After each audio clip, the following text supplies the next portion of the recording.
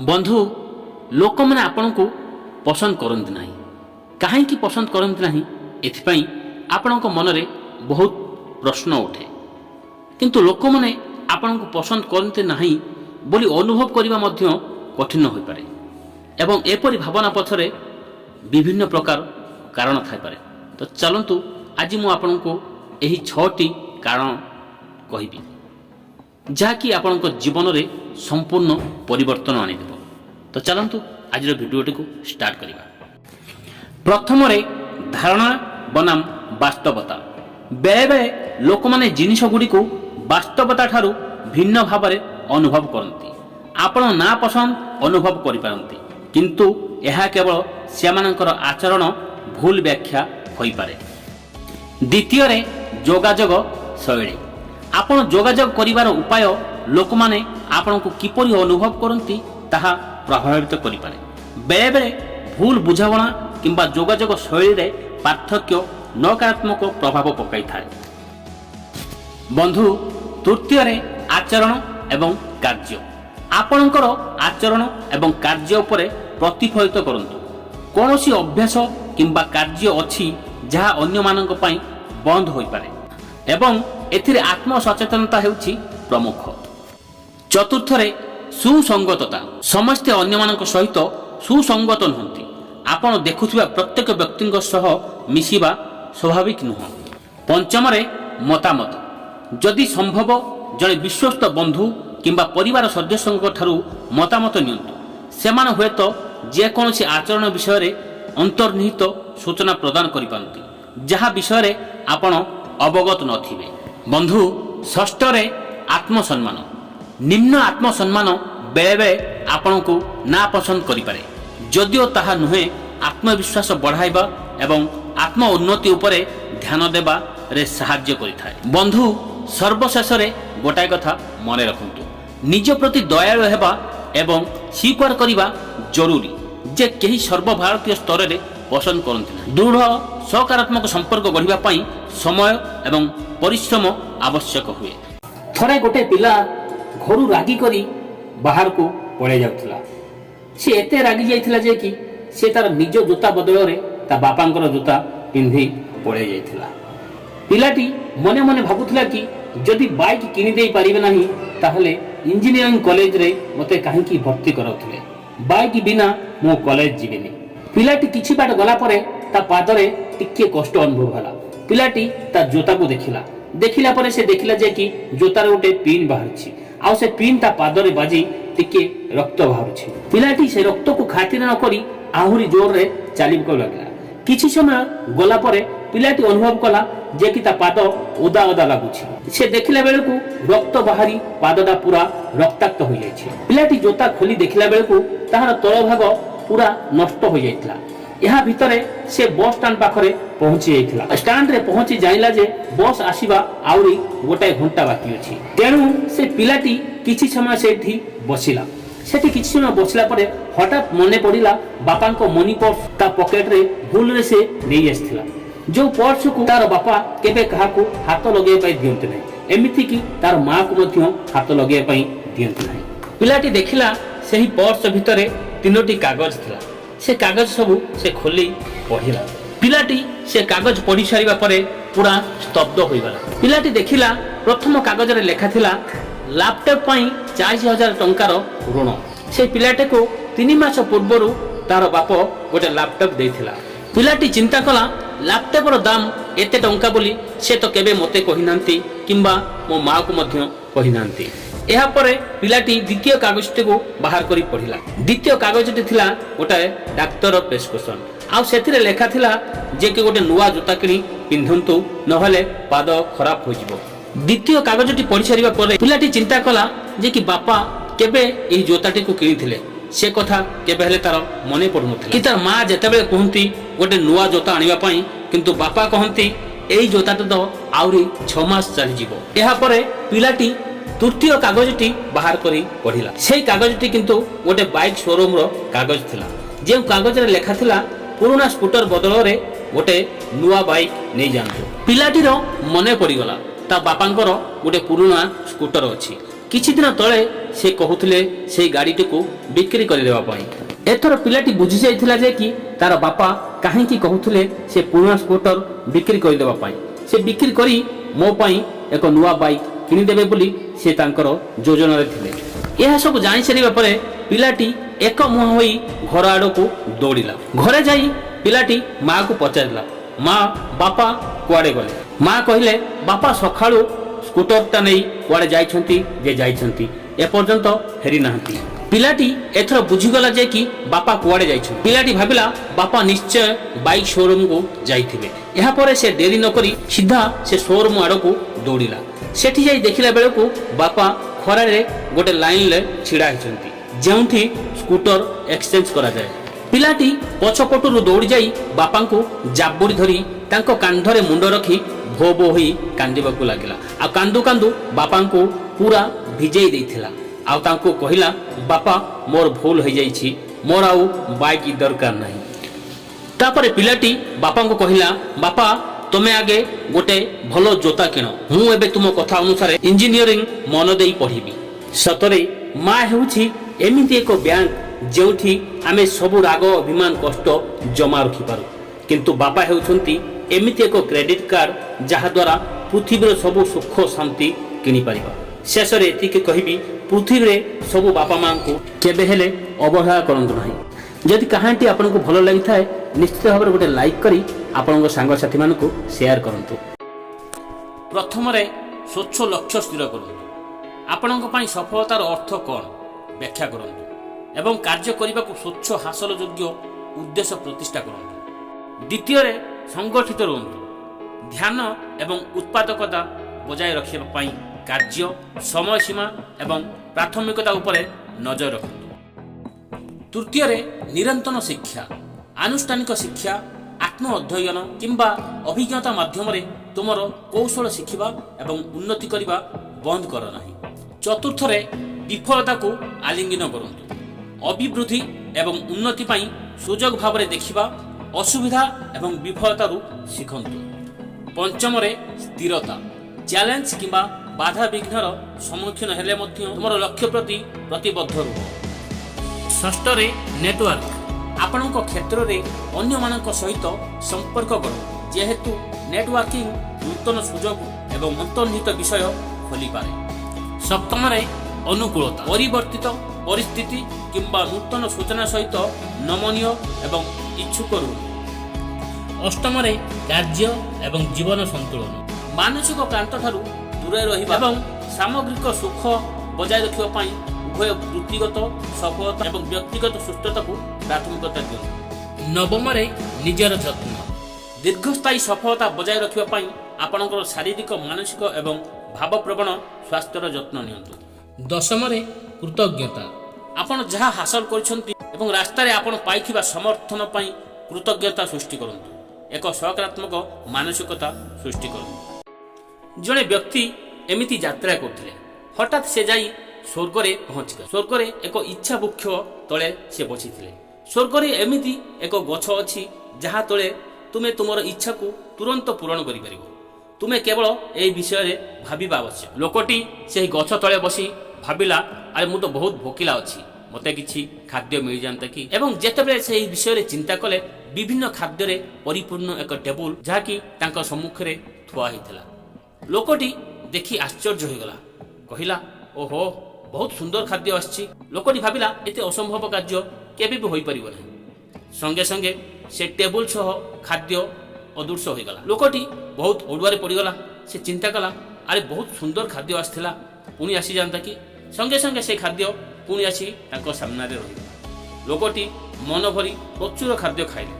ସେ ପୂର୍ବରୁ ସେମିତି ଖାଦ୍ୟ କେବେ ଖାଇନଥିଲେ। ଭୋକ ମେଣ୍ଟିବା ପରେ ସେ ଚିନ୍ତା କଲେ କିଛି ପିଇବା ଆବଶ୍ୟକ ଥିଲା। ସଙ୍ଗେ ସଙ୍ଗେ ସେ ଦେଖିଲେ ତାଙ୍କ ସାମ୍ନାରେ ବହୁତ ଫଳରସ ଥୁଆ ହୋଇଯାଇଥିଲା। ଲୋକଟି ପିଇ ସାରିବା ପରେ ବହୁତ ସୁସ୍ଥ ଅନୁଭବ କଲେ। ଲୋକଟି ସୁସ୍ଥ ହେବା ପରେ ସେ ନିଜେ ନିଜେ ବହୁତ ଚମତ୍କାର ଅନୁଭବ କଲେ। ପୁଣି ସେ ଚିନ୍ତା କଲେ, ଏହା କେବେ ମଧ୍ୟ ହୋଇପାରିବ ନାହିଁ। ସେ ଚିନ୍ତା କଲେ ଯେ କି ମୋ ସହିତ ଭୂତମାନେ କିଛି ଥଟ୍ଟା କରୁଛନ୍ତି। ହଠାତ୍ ବହୁତ ଭୂତମାନେ ଦେଖାଦେଲେ। ସେମାନେ ବହୁତ ଭୟଙ୍କର ଥିଲେ ଏବଂ ସେ ଲୋକଟା ଆଡ଼କୁ ମାଡ଼ି ଆସୁଥିଲେ।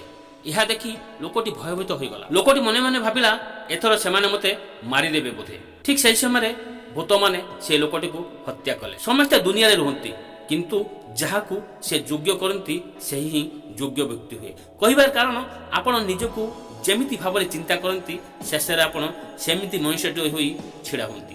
ନିଜକୁ ଦୁର୍ବଳ ଭାବିବା ମଧ୍ୟ ସବୁଠାରୁ ବଡ଼ ପାପ ଅଟେ।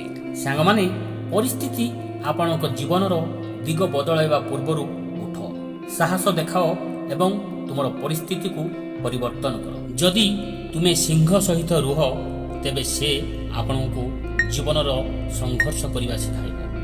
କିନ୍ତୁ ଯଦି ତୁମେ ଗୋଟିଏ ଗଧ ସହିତ ରୁହ, ସେ ଆପଣଙ୍କୁ ପରିସ୍ଥିତି ପୂର୍ବରୁ ନତମସ୍ତକ ହେବାକୁ ଶିଖାଇବ। ବାହାନା କରିବା ପରିବର୍ତ୍ତେ ତୁମର ଯାହା ଅଛି ତାହାକୁ ବ୍ୟବହାର କରିବା ଶିଖ। ତୁମକୁ ନିଜେ ନିଜର ଇତିହାସ ରଚିବାକୁ ପଡ଼ିବ। ଏଥିପାଇଁ ରାତିରେ ନିଜକୁ ଜାଗ୍ରତ ରହିବାକୁ ପଡ଼ିବ। ଯେଉଁମାନେ ସ୍ୱପ୍ନକୁ ଭଲ ପାଆନ୍ତି ସେମାନେ ପ୍ରାୟତଃ ରାତିରେ ଶୋଇନଥାନ୍ତି। ମହାନତା କଦାପି ପଡ଼ିବାରେ ନୁହେଁ, କିନ୍ତୁ ପ୍ରତ୍ୟେକ ଥର ପଡ଼ି ଉଠିବାର ହିଁ ହୋଇଥାଏ। APJ ଅବଦୁଲ କଲାମ ଯଦି ଆଜି ଦୁନିଆରେ ଜଣେ ଭଲ ମଣିଷ ହୋଇଥାନ୍ତି, ତାହେଲେ ତାଙ୍କୁ ଏହି 5ଟି ଅଭ୍ୟାସ ସଫଳତାରେ ଛିଡ଼ା କରାଇଥିଲା। ତାହେଲେ ଆସନ୍ତୁ ଜାଣିବା ସେହି 5ଟି ଅଭ୍ୟାସ କ'ଣ। ପ୍ରଥମରେ, ନିରନ୍ତର ଶିକ୍ଷା।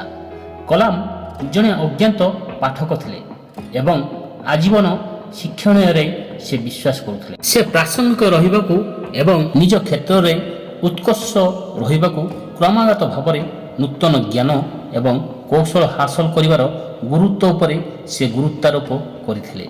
ଦ୍ୱିତୀୟରେ, ସ୍ଥିରତା ଏବଂ କଠିନ ପରିଶ୍ରମ। ପ୍ରତିବନ୍ଧକକୁ ଦୂର କରିବା ଏବଂ ଲକ୍ଷ୍ୟ ହାସଲ କରିବା ପାଇଁ କଲାମ ସ୍ଥିରତା ଏବଂ ପରିଶ୍ରମର ଶକ୍ତି ଉପରେ ବିଶ୍ୱାସ କରୁଥିଲେ। APJ ଅବଦୁଲ କଲାମ ଅନେକ ସମୟରେ ଚ୍ୟାଲେଞ୍ଜର ସମ୍ମୁଖୀନ ହେବାର ସ୍ଥିରତା ମହତ୍ତ୍ୱ ବିଷୟରେ ସେ କହିଥିଲେ। ତୃତୀୟରେ, ଲକ୍ଷ୍ୟ ସ୍ଥିର କରିବା। ସ୍ପଷ୍ଟ ହାସଲ ଯୋଗ୍ୟ ଲକ୍ଷ୍ୟ ସ୍ଥିର କରିବା ଏବଂ ସେମାନଙ୍କ ପ୍ରତି ନିରନ୍ତର କାର୍ଯ୍ୟ କରିବା ପାଇଁ APJ ଅବଦୁଲ କଲାମ ଏକ ଦୃଢ଼ ଓକିଲ ଥିଲେ। APJ ଅବଦୁଲ କଲାମ ବ୍ୟକ୍ତି ବିଶେଷଙ୍କୁ ବଡ଼ ସ୍ୱପ୍ନ ଦେଖିବା ପାଇଁ ଉତ୍ସାହିତ କରିଥିଲେ, କିନ୍ତୁ ସେହି ସ୍ୱପ୍ନଗୁଡ଼ିକ ଛୋଟ କାର୍ଯ୍ୟକ୍ଷମ ଲକ୍ଷ୍ୟରେ ଭାଙ୍ଗିବାକୁ ମଧ୍ୟ ଉତ୍ସାହିତ କରୁଥିଲେ। ଚତୁର୍ଥରେ, ଅଖଣ୍ଡତା ଏବଂ ନୈତିକତା। APJ ଅବଦୁଲ କଲାମ ତାଙ୍କର ଅଖଣ୍ଡତା ଏବଂ ନୈତିକତା ଆଚରଣ ପାଇଁ ବେଶ ଜଣାଶୁଣା ଥିଲେ। ସେ ସଠିକ୍ କାର୍ଯ୍ୟ କରିବାରେ ବିଶ୍ୱାସ କରୁଥିଲେ, ଯେତେବେଳେ ବି ଏହା କଷ୍ଟସାଧ୍ୟ ଥିଲା ଏବଂ ଉଭୟ ବ୍ୟକ୍ତିଗତ ଏବଂ ବୃତ୍ତିଗତ ଜୀବନରେ ସର୍ବଦା ଉଚ୍ଚ ନୈତିକ ମାନଦଣ୍ଡକୁ ସମର୍ଥନ କରିଥିଲେ। ପଞ୍ଚମରେ, ସକାରାତ୍ମକ ମନୋଭାବ। APJ ଅବଦୁଲ କଲାମଙ୍କର ଜୀବନ ପ୍ରତି ଏକ ଉଦ୍ୟମ ସକାରାତ୍ମକ ମନୋଭାବ ରଖିଥିଲେ। ସେ ଆଶାବାଦୀ ଶକ୍ତି ଉପରେ ବିଶ୍ୱାସ କରୁଥିଲେ ଏବଂ ପ୍ରତିକୂଳ ପରିସ୍ଥିତିରେ ମଧ୍ୟ ଏକ ଆଶାବାଦୀ ଦୃଷ୍ଟିକୋଣ ବଜାୟ ରଖିଥିଲେ। ଏବଂ APJ ଅବଦୁଲ କଲାମ ପ୍ରାୟ ଅନ୍ୟମାନଙ୍କୁ ଏକ ସକାରାତ୍ମକ ମାନସିକତା ସୃଷ୍ଟି କରିବାକୁ ଏବଂ ବାଧ୍ୟ ଅପେକ୍ଷା ସୁଯୋଗ ଉପରେ ଧ୍ୟାନ ଦେବାକୁ ଉତ୍ସାହିତ କରିଥିଲେ। ସାଙ୍ଗମାନେ, ସଭିଏ ଏହା ଚିହ୍ନିବା ଜରୁରୀ ଯେ ଆକର୍ଷଣ ସବଜେକ୍ଟ ଏବଂ ବ୍ୟକ୍ତିଙ୍କ ଠାରୁ ବ୍ୟକ୍ତିଙ୍କ ମଧ୍ୟରେ ବହୁତ ଭିନ୍ନ ହୋଇପାରେ। ସାଙ୍ଗମାନେ, ଯଦିଓ କିଛି ବ୍ୟକ୍ତି ନିଜ ସମ୍ପର୍କ ବାହାରେ ଆକର୍ଷଣ ଅନୁଭବ କରିପାରନ୍ତି, ଏହାର ଅର୍ଥ ନୁହଁ ସେମାନେ ନିଜ ଅଂଶୀଦାର ଅପେକ୍ଷା ଅନ୍ୟମାନଙ୍କ ପ୍ରତି ଅଧିକ ଆକର୍ଷିତ ହୁଅନ୍ତି। ସାଙ୍ଗମାନେ, ସମ୍ପର୍କର ଗତିଶୀଳତା, ବ୍ୟକ୍ତିଗତ ପସନ୍ଦ ଏବଂ ଅନ୍ୟାନ୍ୟ କାରଣଗୁଡ଼ିକ ହେଲା ଏକ ସମ୍ପର୍କ ମଧ୍ୟରେ ଯୋଗାଯୋଗ ଏବଂ ବିଶ୍ୱାସ ଆକର୍ଷଣର ଭାବନାକୁ ନେଗେଟିଭ୍ କରିବା ଏବଂ ନିଜ ସାଥୀଙ୍କ ସହିତ ଏକ ସୁସ୍ଥ ସଂଯୋଗ ବଜାୟ ରଖିବା ପାଇଁ ଗୁରୁତ୍ୱପୂର୍ଣ୍ଣ ହୋଇଥାଏ। ସାଙ୍ଗମାନେ, ସଭିଏ ଏହା କହିବା ଏକ ଭୁଲ ଧାରଣା ଯେ ପୁରୁଷମାନେ ନିଜ ସାଥୀ ଅପେକ୍ଷା ଅନ୍ୟ ମହିଳାଙ୍କ ପ୍ରତି ଅଧିକ ଆକର୍ଷିତ ହୁଅନ୍ତି। ସାଙ୍ଗମାନେ, ଆକର୍ଷଣ ବ୍ୟକ୍ତିଗତ ଠାରୁ ଭିନ୍ନ ହୋଇଥାଏ ଏବଂ ବିଭିନ୍ନ କାରଣ ଯେପରିକି ବ୍ୟକ୍ତିଗତ ପସନ୍ଦ, ସମ୍ପର୍କର ଗୁଣ ଏବଂ ବ୍ୟକ୍ତିଗତ ମୂଲ୍ୟବୋଧ ଦ୍ୱାରା ପ୍ରଭାବିତ ହୋଇଥାଏ। ସାଙ୍ଗମାନେ, ସୁସ୍ଥ ସମ୍ପର୍କରେ ଅଂଶୀଦାରମାନେ ସାଧାରଣତଃ ପରସ୍ପରକୁ ଆକର୍ଷିତ କରନ୍ତି ଏବଂ ବାହ୍ୟ ପ୍ରଲୋଭନ ଅପେକ୍ଷା ସେମାନଙ୍କର ସଂଯୋଗକୁ ପ୍ରାଥମିକତା ଦିଅନ୍ତି। ସାଙ୍ଗମାନେ, ଆକର୍ଷଣ ଜଟିଳ ଏବଂ ବ୍ୟକ୍ତିଗତ ହୋଇପାରେ। ବ୍ୟକ୍ତିଙ୍କ ଠାରୁ ଭିନ୍ନ ଏହାକୁ ସାଧାରଣ କରିବା ସଠିକ୍ ନୁହେଁ ଯେ ପୁରୁଷମାନେ ନିଜ ସମ୍ପର୍କ ବାହାରେ ମହିଳାଙ୍କ ପ୍ରତି ଅଧିକ ଆକର୍ଷିତ ହୁଅନ୍ତି। ସାଙ୍ଗମାନେ, ସମ୍ପର୍କ ଶାରୀରିକର ଆକର୍ଷଣର ବାହାରେ ଅନେକ କାରଣ ଜଡ଼ିତ, ଯେପରିକି ପ୍ରତିବଦ୍ଧତା ବି ରହିଥାଏ। ସାଙ୍ଗମାନେ, ପୁରୁଷମାନେ ଭାଗ୍ୟର ବିଶ୍ୱାସ କରନ୍ତି। ଶକ୍ତିଶାଳୀ ପୁରୁଷମାନେ କାରଣ ଏବଂ ପ୍ରଭାବରେ ବିଶ୍ୱାସ କରନ୍ତି। ତୁମେ ଯାହା କର ନା କାହିଁକି, ତୁମର 90% ଯୋଜନା ବିଫଳ ହେବାକୁ ଯାଉଛି। ଏଥିରେ ଅଭ୍ୟସ୍ତ ହୁଅ। ସଫଳ ବ୍ୟକ୍ତି ଏବଂ ବହୁତ ସଫଳ ବ୍ୟକ୍ତିଙ୍କ ମଧ୍ୟରେ ପାର୍ଥକ୍ୟ ହେଉଛି ଯେ ବହୁତ ସଫଳ ବ୍ୟକ୍ତି ପ୍ରାୟ ସବୁ ଜିନିଷକୁ ନା କୁହନ୍ତି। ନିଜର କୌଶଳ ଠାରୁ କୌଣସି ଛୋଟ କିମ୍ବା ବଡ଼ ଦକ୍ଷତା ରହିପାରିବ ନାହିଁ।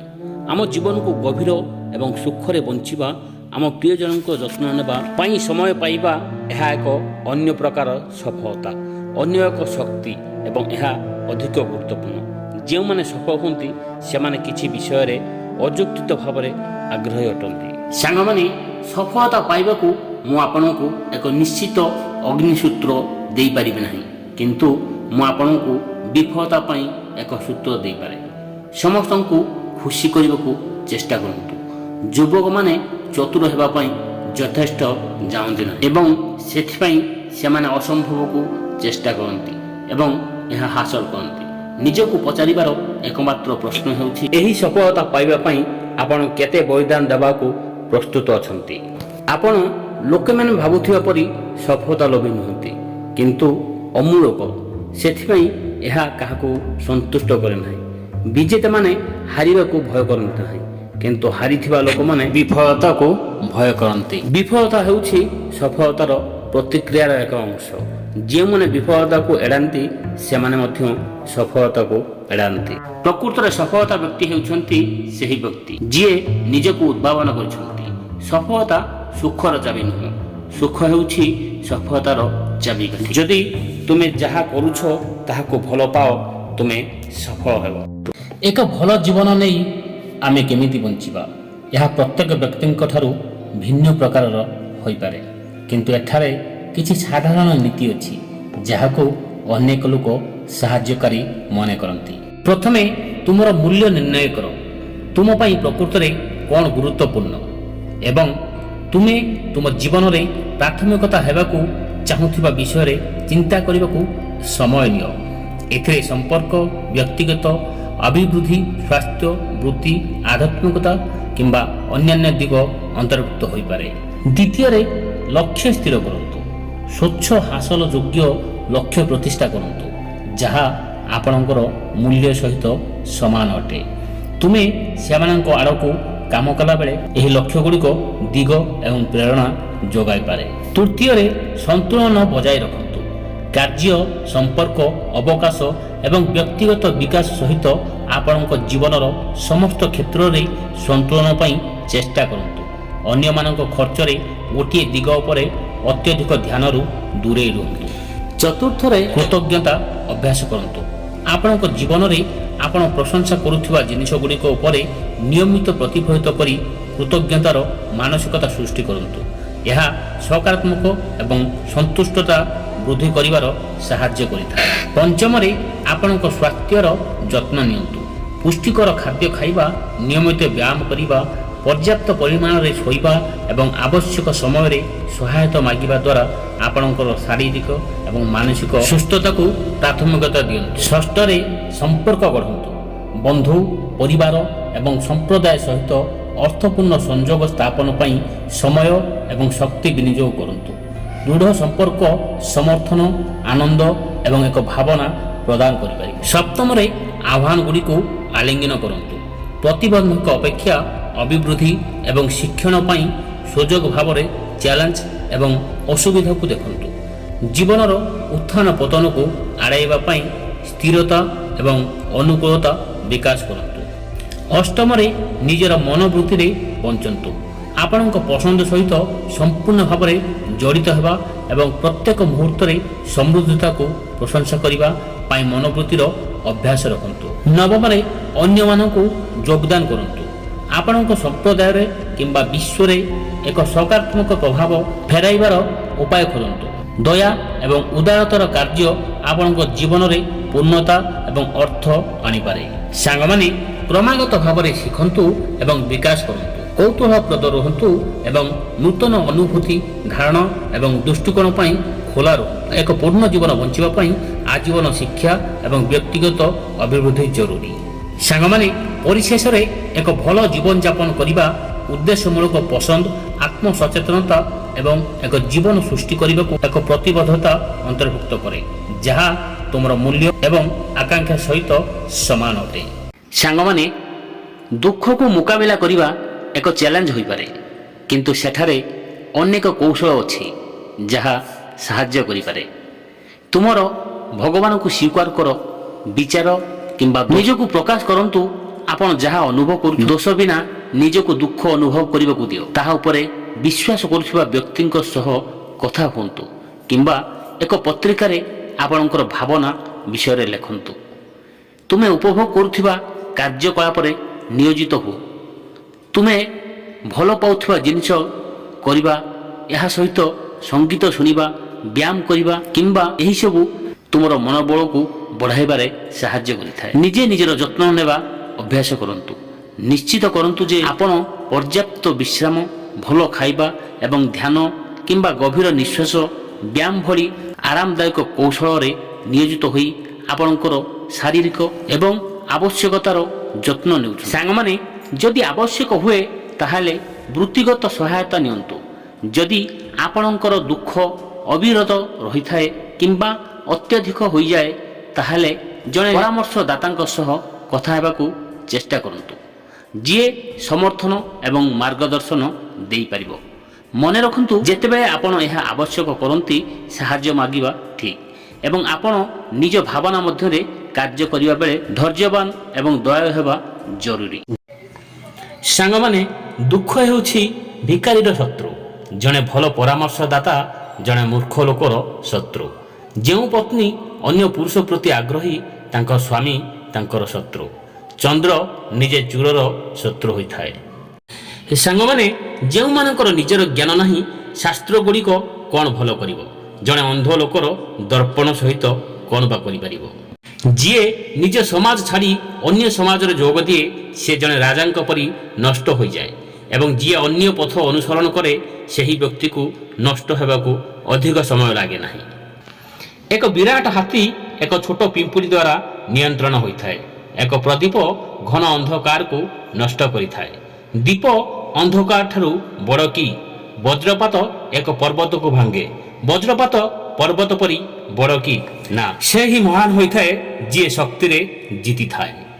ଯିଏ ଘରୋଇ କାର୍ଯ୍ୟରେ ନିୟୋଜିତ, ସେ କେବେ ବି ଜ୍ଞାନ ହାସଲ କରିପାରିବ ନାହିଁ।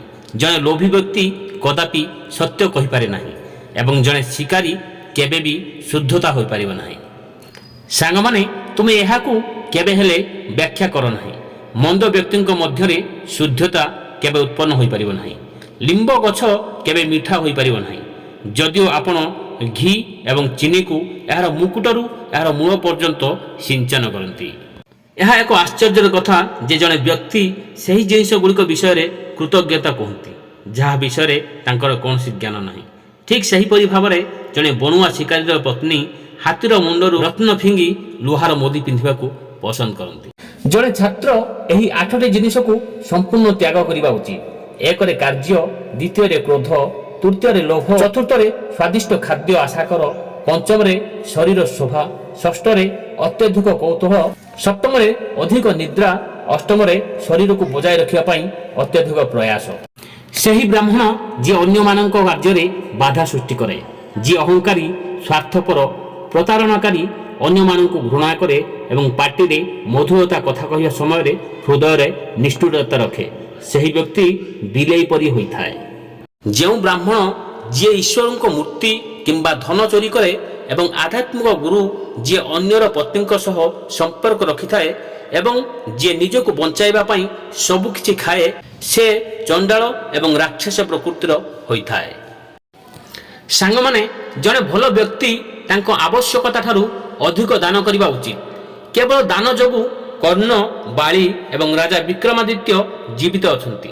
ସେହି ମହୁମାଛିମାନଙ୍କୁ ଦେଖ, ଯେଉଁମାନେ ଦୁଃଖରେ ଭୂମି ଉପରେ ପାଦ ଥାପି ସେ କହୁଛନ୍ତି ଯେ ସେ ସବୁକିଛି ଖାଇପାରିବେ ନାହିଁ କିମ୍ବା କିଛି ଦାନ କରିପାରିବେ ନାହିଁ। ଆମଠାରୁ ଛଡ଼ାଇ ନିଆଯାଉ। ଯଦି ତୁମ ଜନ୍ମ ଏବଂ ମୃତ୍ୟୁ ଚକ୍ରରୁ ମୁକ୍ତ ହେବାକୁ ଚାହୁଁଛ, ତାହେଲେ ସେହି ବସ୍ତୁଗୁଡ଼ିକୁ ତ୍ୟାଗ କର ଯାହା ଉପରେ ତୁମର ଇନ୍ଦ୍ରିୟ ଗୁଡ଼ିକ ସନ୍ତୁଷ୍ଟତା ପାଇଁ ଦୌଡ଼। ଯେପରି ତୁମେ ବିଷ ଛାଡ଼ିଦିଅ, ଏସବୁକୁ ଛାଡ଼ି ସଚ୍ଚୋଟ ଆଚରଣ, ଦୟା, ଶୁଦ୍ଧତା ଏବଂ ସତ୍ୟର ଅମୃତ ଭଣ୍ଡାର ପିଅ। ସାଙ୍ଗମାନେ, ଅମୃତ ହେଉଛି ସର୍ବୋତ୍ତମ ଔଷଧ। ଭୋଗ ମଧ୍ୟରେ ସମ୍ବେଦନଶୀଳ ଭଲ ଖାଦ୍ୟ ହେଉଛି ସର୍ବୋତ୍ତମ ଆନନ୍ଦ। ସମସ୍ତ ଇନ୍ଦ୍ରିୟ ମଧ୍ୟରେ ଆଖି ସର୍ବୋତ୍ତମ, ଶରୀରର ସମସ୍ତ ଅଙ୍ଗ ମଧ୍ୟରେ ମୁଣ୍ଡ ସର୍ବୋତ୍ତମ। ଯଦି ସେହିମାନେ ଶୋଇଥାନ୍ତି ତାହେଲେ ଏହି 6 ଜଣଙ୍କୁ ଜାଗ୍ରତ କରନ୍ତୁ। ଛାତ୍ର, ସେବକ, ଭ୍ରମଣକାରୀ, ଭୋକିଲା ଲୋକ, ଭୟଭୀତ ବ୍ୟକ୍ତି, ଧନରକ୍ଷକ। କିନ୍ତୁ ସାଙ୍ଗମାନେ, ଏହି 6 ଜଣଙ୍କୁ ନିଦ୍ରାରୁ ଜାଗ୍ରତ କରାଯିବା ଉଚିତ ନୁହେଁ। 1ରେ ସାପ, 2ରେ ରାଜା, ତୃତୀୟରେ ବାଘ, 4ଥରେ ଛୋଟ ପିଲା, 5ମରେ ଅନ୍ୟର କୁକୁର, 6ରେ ମୂର୍ଖ ବ୍ୟକ୍ତି।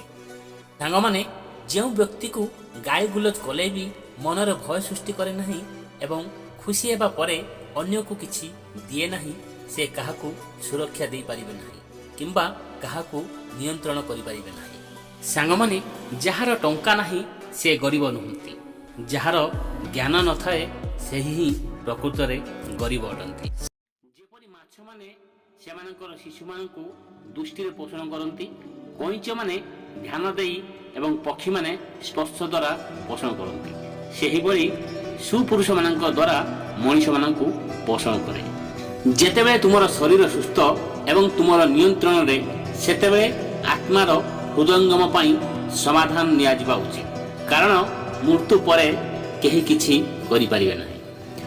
ଜ୍ଞାନ ଆହରଣ ଏକ ଲଟା ପରି, ଯାହା ପ୍ରତ୍ୟେକ ଋତୁରେ ଯେପରି ଅମୃତ ଭଣ୍ଡାର ହୋଇଥାଏ, ସେହିପରି ବିଦେଶରେ ଜଣେ ମାତା ବା ରକ୍ଷକ ଭଳି ହୋଇଥାଏ। ଜ୍ଞାନ ଏକ ଲୁକାୟିତ ଧନ କୁହାଯାଏ। ଶହ ଶହ ଅଜ୍ଞାନୀ ପୁଅ ଅପେକ୍ଷା ଜଣେ ଜ୍ଞାନୀ ପୁଅ ଭଲ, କାରଣ କେବଳ ଗୋଟାଏ ଚନ୍ଦ୍ର ରାତିର ଅନ୍ଧକାରକୁ ଦୂର କରିଦିଏ, ଯାହା ଅସଂଖ୍ୟ ତାରା ଏହା କରିପାରନ୍ତି ନାହିଁ। ଜନ୍ମ ସମୟରେ ମୃତ୍ୟୁ ଶିଶୁଟି ଏକ ମୂର୍ଖ ଦୀର୍ଘଜୀବୀ ସନ୍ତାନ ଅପେକ୍ଷା ଭଲ। ପ୍ରଥମ ସନ୍ତାନ କିଛି କ୍ଷଣ ପାଇଁ ଦୁଃଖ ଦିଏ, ଦ୍ୱିତୀୟ ସନ୍ତାନ ସାରା ଜୀବନ ପାଇଁ ଦୁଃଖର ନିଆଁରେ ପିତାମାତାଙ୍କୁ ଜାଳି ଦିଏ। ଏହି ଜିନିଷ ଗୁଡ଼ିକ ବିନା ଅଗ୍ନିରେ ଜଣେ ବ୍ୟକ୍ତିଙ୍କୁ ଜାଳି ଦିଏ। ଅସୁରକ୍ଷିତ ସ୍ଥାନ, ଏକ ନିମ୍ନ ଜାତିର ବ୍ୟକ୍ତିଙ୍କ ସହିତ କାମ କରିବା, ଅସ୍ୱାସ୍ଥ୍ୟକର ଖାଦ୍ୟ, କ୍ରୋଧିତ ପତ୍ନୀ, ମୂର୍ଖ ପୁଅ ଏବଂ ବିଧବା ଝିଅ। ଯେତେବେଳେ ଜଣେ ବ୍ୟକ୍ତି ଦୁଃଖ ଦ୍ୱାରା ଜଳିଯାଏ, ସେତେବେଳେ ତାଙ୍କୁ ଏହିମାନେ ସମର୍ଥନ ପ୍ରଦାନ କରନ୍ତି। ପୁଅ ଏବଂ ଝିଅ, ପତ୍ନୀ ଭଗବାନଙ୍କର ଭକ୍ତ। ସେହି ପତ୍ନୀ ଜଣେ ଭଲ ପତ୍ନୀ ଯିଏ ସ୍ୱଚ୍ଛ, ଜ୍ଞାନବାନ, ନିର୍ମଳ, ସ୍ୱାମୀଙ୍କ ମନକୁ ସନ୍ତୁଷ୍ଟ କରେ ଏବଂ ସତ୍ୟବାଦୀ। ଆଧ୍ୟାତ୍ମିକ ଶିକ୍ଷା ଯାହା ଅଭ୍ୟାସ କରାଯାଏ ତାହା ବିଷ ଅଟେ। ଖାଦ୍ୟ ପେଟରେ ଥିବା ବ୍ୟକ୍ତିଙ୍କ ପାଇଁ ଖାଦ୍ୟ ବିଷ ଅଟେ। ଜଣେ ଗରିବ ବ୍ୟକ୍ତିଙ୍କ ପାଇଁ କୌଣସି ସାମାଜିକ କିମ୍ବା ବ୍ୟକ୍ତିଗତ କାର୍ଯ୍ୟକ୍ରମରେ ଲୋକଙ୍କୁ ଏକାଠି କରିବା ତାହା ବିଷ ଅଟେ। ଧାର୍ମିକତା ଏବଂ ଦୟା ନଥିବା ବ୍ୟକ୍ତିଙ୍କ ଠାରୁ ମୁକ୍ତି ପାଆନ୍ତୁ। ସେହିଭଳି ଗୁରୁଙ୍କ ଠାରୁ ଦୂରେଇ ରୁହନ୍ତୁ ଯାହାର ଆଧ୍ୟାତ୍ମିକ ଜ୍ଞାନ ନାହିଁ। ଯେଉଁ ପତ୍ନୀଙ୍କ ମୁହଁରେ ସର୍ବଦା ଘୃଣା ଥାଏ, ସେହି ପତ୍ନୀଙ୍କ ଠାରୁ ମୁକ୍ତି ପାଆନ୍ତୁ। ପ୍ରେମ ନଥିବା ସମ୍ପର୍କ ଠାରୁ ସର୍ବଦା ଦୂରେଇ ରୁହନ୍ତୁ। ନିରନ୍ତର ଭ୍ରମଣ ଜଣେ ବ୍ୟକ୍ତିଙ୍କୁ ବୃଦ୍ଧ କରିଥାଏ। ଯଦି ଘୋଡ଼ାକୁ ସବୁବେଳେ ବାନ୍ଧି ରଖାଯାଏ ତାହେଲେ ଏହା ବୃଦ୍ଧ ହୋଇଯାଏ। ଯଦି ଜଣେ ସ୍ତ୍ରୀ ନିଜ ସ୍ୱାମୀଙ୍କ ସହିତ ପ୍ରେମ ନ କରେ ତାହେଲେ ସେ ବୃଦ୍ଧ ହୋଇଯାଏ। ସୂର୍ଯ୍ୟ କିରଣରେ ପୋଷାକ ଅଧିକ ସମୟ ରଖିଲେ ତାହା ପୁରୁଣା ହୋଇଯାଏ। ବାରମ୍ବାର ବିଚାର କରନ୍ତୁ। ସଠିକ ସମୟ, ସଠିକ ବନ୍ଧୁ, ସଠିକ ସ୍ଥାନ, ଅର୍ଥ ରୋଜଗାରର ସଠିକ ମାଧ୍ୟମ, ଅର୍ଥ ଖର୍ଚ୍ଚ କରିବାର ସଠିକ ଉପାୟ ଏବଂ ଆପଣଙ୍କର ଶକ୍ତି। ଦ୍ୱିଜ ଭଗବାନଙ୍କୁ ଅଗ୍ନିରେ ଦେଖନ୍ତି। ଭଗବାନ ଭକ୍ତମାନଙ୍କ ହୃଦୟରେ ବାସ କରନ୍ତି। ଯେଉଁମାନେ ଛୋଟ ମାନସିକ ଅଟନ୍ତି ସେମାନେ ମୂର୍ତ୍ତିରେ ଭଗବାନଙ୍କୁ ଦେଖନ୍ତି, କିନ୍ତୁ ଯେଉଁମାନଙ୍କର ଏକ ବ୍ୟାପକ ଦର୍ଶନ ଅଛି ସେମାନେ ଜାଣନ୍ତି ଯେ ଭଗବାନ ସର୍ବତ୍ର ଅଛନ୍ତି। ସାଙ୍ଗମାନେ, ଭବିଷ୍ୟତରେ ଅସୁବିଧା ପାଇଁ ଟଙ୍କା ସଂଗ୍ରହ କରନ୍ତୁ। ଭାବ ନାହିଁ ଯେ ଜଣେ ଧନୀ ବ୍ୟକ୍ତି କେଉଁ ପ୍ରକାରର ଅସୁବିଧା ସମ୍ମୁଖୀନ ହୁଏ। ଯେତେବେଳେ ଧନ ଆମକୁ ଛାଡ଼ିଦିଏ, ସଂଗଠିତ ଧନ ମଧ୍ୟ ଶୀଘ୍ର ହ୍ରାସ ହେବାକୁ ଲାଗେ। ସାଙ୍ଗମାନେ, ସକାଳୁ ଉଠିବା ପରେ ଆପଣ ଦିନ ସାରା କରିବାକୁ ଯାଉଥିବା ସଂଘର୍ଷ ବିଷୟରେ ଚିନ୍ତା କରନ୍ତୁ। ଅପରାହ୍ନରେ ନିଜ ମାତାଙ୍କୁ ମନେ ରଖନ୍ତୁ ଏବଂ ରାତିରେ ଚୋରମାନଙ୍କୁ ଭୁଲନ୍ତୁ ନାହିଁ। ସାଙ୍ଗମାନେ, କୁକୁଡ଼ାମାନଙ୍କଠାରୁ ଏହି ତିନୋଟି ଜିନିଷ ଶିଖନ୍ତୁ। ଠିକ୍ ସମୟରେ ଉଠିବା, ନିର୍ଭୟରେ ରହିବା ଏବଂ ଯୁଦ୍ଧ କରିବା ଏବଂ ସମ୍ପର୍କୀୟମାନଙ୍କ ମଧ୍ୟରେ ସମ୍ପତ୍ତି ସଠିକ୍ ଭାବରେ ବାଣ୍ଟି କରି ନେବା। ସାଙ୍ଗମାନେ, ଅଗ୍ନି, ଜଳ, ସ୍ତ୍ରୀ, ମୂର୍ଖ, ସାପ ଏବଂ ରାଜ ପରିବାରରେ ସଦସ୍ୟମାନେ ଏମାନଙ୍କ ସହିତ ମାପିଚୁପି ନ ଚଳିଲେ କୌଣସି କାରଣରୁ ଏମାନେ ଆମକୁ ଗୋଟିଏ ମୁହୂର୍ତ୍ତରେ ମୃତ୍ୟୁକୁ ନେଇପାରନ୍ତି। ସାଙ୍ଗମାନେ, ଆଚାର୍ଯ୍ୟ ଚାଣକ୍ୟ କହିଛନ୍ତି, ଯେତେବେଳେ ଯୁଗ ଶେଷ ହେବ, ମେରୁ ପର୍ବତ କମ୍ପିତ ହେବ, ଯେତେବେଳେ କଳପ ସମାପ୍ତ ହେବ, 7 ମହାସାଗରର ଜଳ ବିଚଳିତ ହେବ, କିନ୍ତୁ ମୁନି ଋଷିମାନେ ତାଙ୍କ ଆଧ୍ୟାତ୍ମିକ ପଥରୁ କେବେ ହେଲେ ବିଚ୍ୟୁତ ହେବେ ନାହିଁ। ସାଙ୍ଗମାନେ, ଦ୍ୱିଜ ଭଗବାନଙ୍କୁ ଅଗ୍ନିରେ ଦେଖନ୍ତି। ଭଗବାନ ଭକ୍ତମାନଙ୍କର ହୃଦୟରେ ବାସ କରନ୍ତି।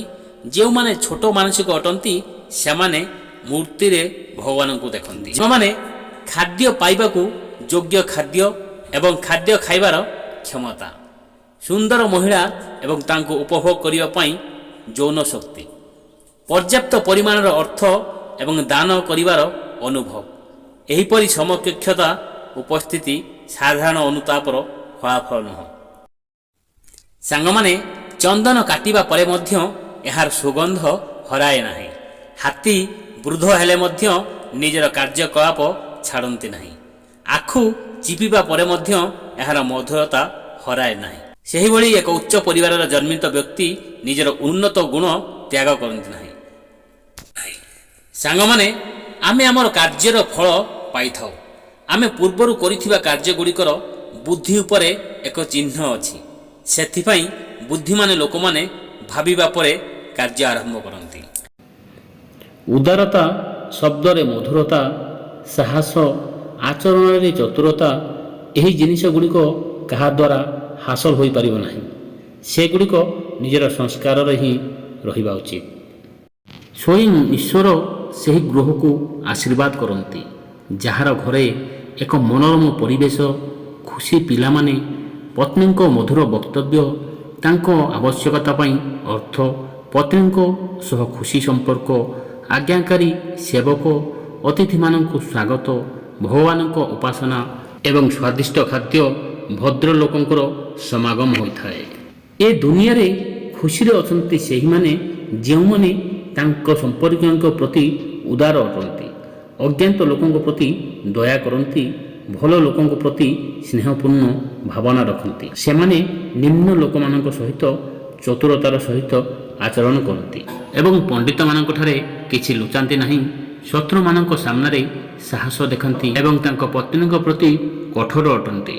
ସେହି ଘର ଯେଉଁଠାରେ ବ୍ରାହ୍ମଣମାନଙ୍କର କେବେ ପାଦ ଧୁଆ ହୋଇନଥାଏ, ଯେଉଁଠାରେ ବୈଦିକ ମନ୍ତ୍ର ଉଚ୍ଚ ସ୍ୱରରେ ଜପ କରାଯାଏ ନାହିଁ ଏବଂ ଯେଉଁ ଘରେ ଈଶ୍ୱର ଏବଂ ପିତୃପୁରୁଷଙ୍କୁ ନୈବେଦ୍ୟ ଦିଆଯାଏ ନାହିଁ, ସେହିଭଳି ଘର ଏକ ଶବଦାହ ସ୍ଥାନ ପରି ହୋଇଥାଏ।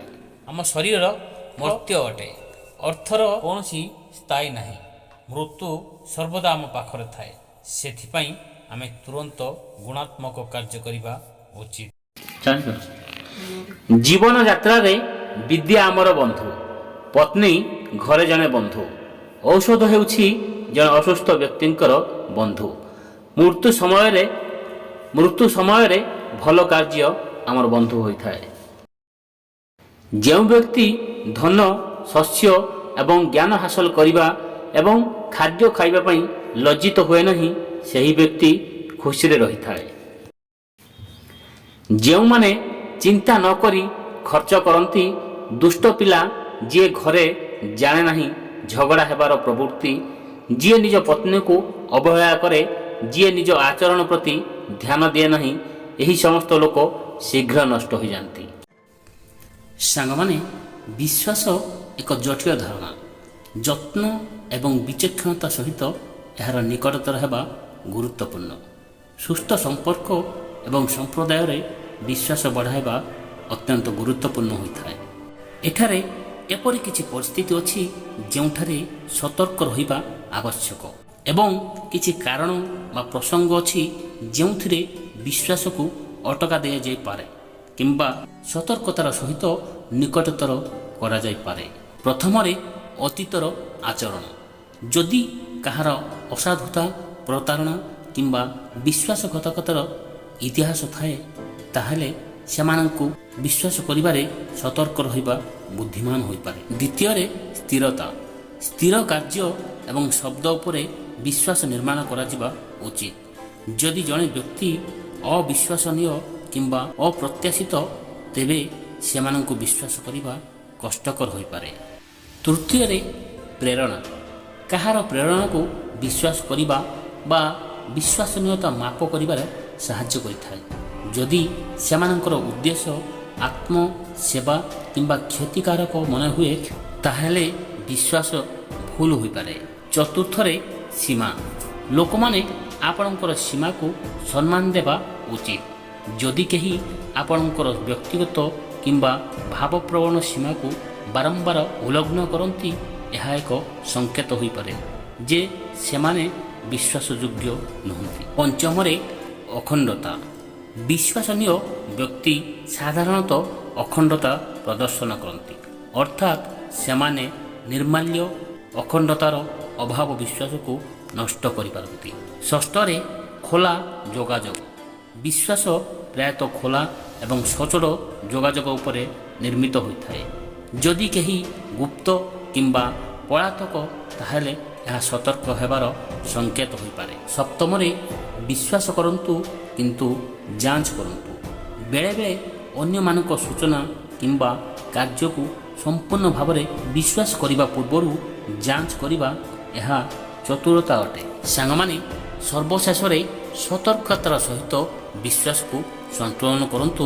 ଯେଉଁମାନେ ନିଜକୁ ବିଶ୍ୱସ୍ତ ବୋଲି ପ୍ରମାଣ କରନ୍ତି, ସେମାନଙ୍କ ସହିତ ସୁସ୍ଥ ସମ୍ପର୍କ ବଢ଼ାଇବା ନିଜକୁ ରକ୍ଷା କରିବାରେ ସାହାଯ୍ୟ କରେ। ସାଙ୍ଗମାନେ, ଆସନ୍ତାକାଲି ସହଜ କରିବାକୁ ଆପଣଙ୍କୁ ଆଜି କଠିନ ପରିଶ୍ରମ କରିବାକୁ ପଡ଼ିବ। ସ୍ୱପ୍ନକୁ ସାକାର କରିବା ପୂର୍ବରୁ ଜଣକ ସ୍ୱପ୍ନକୁ ଭଲ ଭାବରେ ଦେଖିବା ଆବଶ୍ୟକ। ସାଙ୍ଗମାନେ, ଏହି ସମୟରେ କେବଳ ସେହି ଲୋକମାନେ ଆମ ଉପରେ ଆଙ୍ଗୁଳି ଉଠାଇ ନିର୍ଦ୍ଦେଶ କରନ୍ତି, ଯାହାର ଆମକୁ ଛୁଇଁବାର ଅଧିକାର ନାହିଁ। ଯଦି ଆପଣ ସଫଳ ହେବାକୁ ଚାହାନ୍ତି, ତାହେଲେ ଆପଣଙ୍କୁ ନିଜ କାର୍ଯ୍ୟରେ ଧ୍ୟାନ ଦେବାକୁ ପଡ଼ିବ। ସାଙ୍ଗମାନେ, ବେଳେବେଳେ କାହା ଆବେଗ ଦେଖି ନିଜ ଭିତରେ ଉତ୍ସାହ ମଧ୍ୟ ବଢ଼ିଥାଏ। ଏକୁଟିଆ ଆମେ କମ୍ କାର୍ଯ୍ୟ କରିପାରିବା, କିନ୍ତୁ ଏକତ୍ର ଆମେ ବହୁତ କିଛି କାର୍ଯ୍ୟ କରିପାରିବା।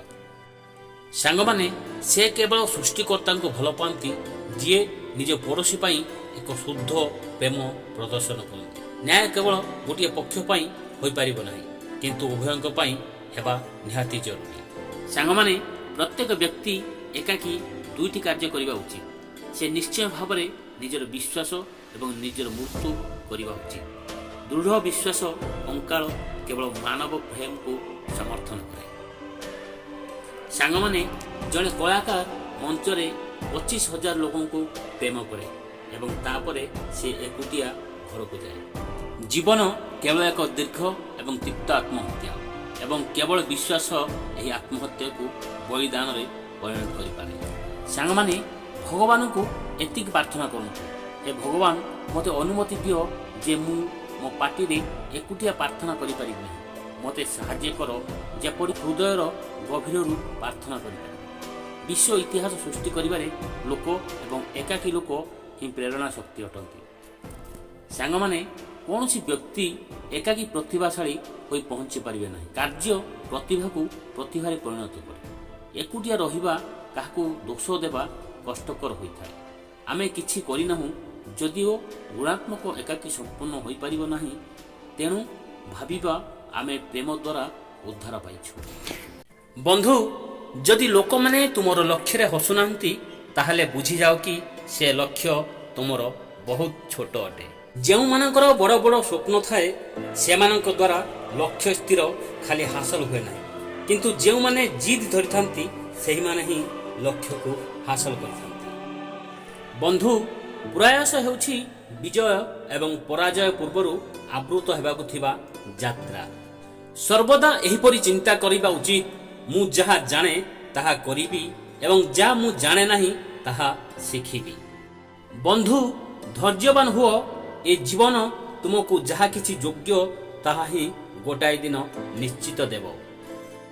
ବନ୍ଧୁ, ଗୋଟାଏ କଥା ସର୍ବଦା ମନେ ରଖିବା ଉଚିତ କି କଦାପି ଭାବ ନାହିଁ ଯେ ତୁମେ ଏକୁଟିଆ ବୋଲି, ବରଂ ଭାବ ତୁମେ ଏକା ହିଁ ଯଥେଷ୍ଟ ଅଟେ। ଜୟ ଜଗନ୍ନାଥ ସାଙ୍ଗମାନେ, ଆଜିର ଏହି କାହାଣୀଟି ସେହିମାନଙ୍କ ପାଇଁ ଯେଉଁମାନେ ଜୀବନରେ ଥରେ ବିଫଳତା ଅନୁଭବ କଲା ପରେ ମଧ୍ୟ ସ୍ଥିର ହୋଇ ରହିବା ଏବଂ କେବେ ହେଲେ ହାର ନ ମାନିବାର ଗୁରୁତ୍ୱ ବିଷୟରେ ଏକମତ। ତ ଆସନ୍ତୁ କାହାଣୀଟିକୁ ଆରମ୍ଭ କରିବା। ଯଦି ଆପଣ ଏପର୍ଯ୍ୟନ୍ତ ଭିଡ଼ିଓକୁ ଲାଇକ୍ କରୁନାହାନ୍ତି, ଲାଇକ୍ କରିଦିଅନ୍ତୁ। ଆପଣଙ୍କ ସାଙ୍ଗସାଥିମାନଙ୍କୁ ମଧ୍ୟ ସେୟାର କରନ୍ତୁ। ସାଙ୍ଗମାନେ, ଆଫ୍ରିକାର ଜଣେ ବ୍ୟକ୍ତି ଛୁଟି କଟାଉଥିଲେ। ଦିନେ ସେ ଯାଉଥିବା ହାତୀମାନଙ୍କୁ ଦେଖିଲେ। ତାଙ୍କର ଆଶ୍ଚର୍ଯ୍ୟର କଥା, ଏହି ବିଶାଳ ପ୍ରାଣୀମାନଙ୍କୁ କେବଳ ଆଗ ଗୋଡ଼ରେ ବନ୍ଧା ହୋଇଥିବା ଏକ ଛୋଟ ଦଉଡ଼ିରେ ରଖାଯାଇଥିଲା। ସେମାନେ ଯେକୌଣସି ମୁହୂର୍ତ୍ତରେ ସହଜରେ ପଳାଇ ପାରନ୍ତି, କିନ୍ତୁ ସେମାନେ ତାହା କରୁନଥାନ୍ତି କାହିଁକି? ତାପରେ ସେ ବ୍ୟକ୍ତି ଜଣକ ଜଣେ ପ୍ରଶିକ୍ଷକଙ୍କୁ ଦେଖି ତାଙ୍କୁ ପଚାରିଲେ, ଏହା କିପରି ହୋଇପାରେ ଯେ ଗୋଟାଏ ହାତୀ ମଧ୍ୟ ମୁକ୍ତ ହେବାକୁ ଚେଷ୍ଟା କରୁନାହିଁ? ପ୍ରଶିକ୍ଷକ ବ୍ୟାଖ୍ୟା କରିଛନ୍ତି, ଯେତେବେଳେ ହାତୀମାନେ ବହୁତ ଛୋଟ ଥିଲେ ଆମେ ସେମାନଙ୍କୁ ବାନ୍ଧିବା ପାଇଁ ସମାନ ଆକାରରେ ଦଉଡ଼ି ବ୍ୟବହାର କରୁ। ସେହି ସମୟରେ ସେମାନଙ୍କୁ ଧରି ରଖିବା ଯଥେଷ୍ଟ ଅଟେ। ଧୀରେ ଧୀରେ ସେମାନେ ବଢ଼ିଯାଆନ୍ତି, ଶକ୍ତିଶାଳୀ ହୁଅନ୍ତି, ତଥାପି ସେମାନେ କେବେ ବି ଦୂରକୁ ଯିବାକୁ ଚେଷ୍ଟା କରନ୍ତି ନାହିଁ, କାରଣ ସେମାନେ ବିଶ୍ୱାସ କରନ୍ତି ଯେ ଦଉଡ଼ି ସେମାନଙ୍କୁ ଧରି ରଖିବ। ଲୋକଟି ଆଶ୍ଚର୍ଯ୍ୟ ହୋଇଗଲା ଏବଂ ସେ କହିଲେ, ଏହି ଶକ୍ତିଶାଳୀ ପ୍ରାଣୀମାନେ ଯେକୌଣସି ସମୟରେ ମୁକ୍ତ ହୋଇପାରନ୍ତି, କିନ୍ତୁ ସେମାନେ ତାହା କଲେ ନାହିଁ, କାରଣ ସେମାନେ ବିଶ୍ୱାସ କଲେ ଯେ ଏହା ଅସମ୍ଭବ। ବେଳେବେଳେ କିଛି ବ୍ୟକ୍ତି ମଧ୍ୟ ଠିକ୍ ହାତୀ ପରି କାର୍ଯ୍ୟ କରନ୍ତି। ସେମାନେ ଚିନ୍ତା କରନ୍ତି ପ୍ରଥମ ଥର ବିଫଳତା ହେଲା ପରେ ଜୀବନ ସାରା ମଧ୍ୟ ସଫଳତା ମିଳିବ ନାହିଁ। ମନେ ରଖନ୍ତୁ, ବିଫଳତା ଶିଖିବାର ଏକ ଅଂଶ।